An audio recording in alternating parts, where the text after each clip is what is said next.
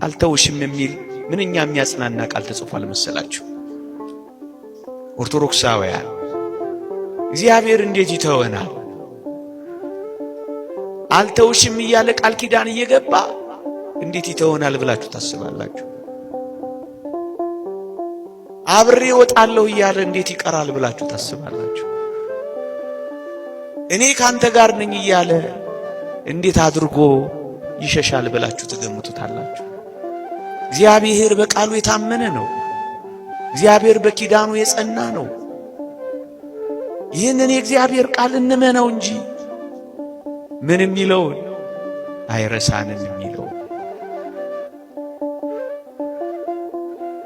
እንኳን እኔና እናንተ ጠባ ለኪዳን መሸ ለቁርባን ባይገባን እንኳን የእግዚአብሔርን ቃል በፊቱ ተነጥፈን የምንሰማው እግዚአብሔር ፍጥረትን እንኳን እንዴት እያስተዳደረ እግዚአብሔር ምድርን እንዴት እንዳረሳ እንኳን አታዩ? እንዴት ይረሳናል? እንዴት ይተወናል?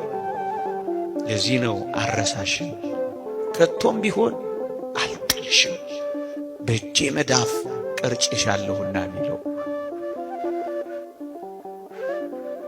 ጭንካር የተበሳበትን እንዴት ይረሳል?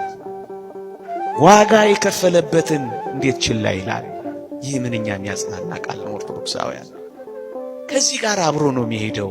እኔ ካንተ ጋር እሄዳለሁ አሳርፍህም አለው እኮ የሚለው ለዚህ ነው ወገኖቼ።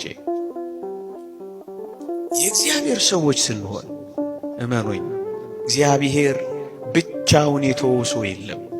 እግዚአብሔር ብቻውን የጣለው ሰው ከቶም ቢሆን በመጽሐፍ አላየንም፣ በአባቶቻችንም አልሰማንም። እኛ ነን ብቻችንን ይሆን እየመሰለን የተሸበር ነው። እኛ ነን ብቻችንን ይሆን እየመሰለን የደነገጥ ነው። እኛ ነን ምን ዱብዳ ያደረሰብን እየመሰለን የታወክ ነው እንጂማ እግዚአብሔር ፍጥረቱን ረስቶ አያውቅም።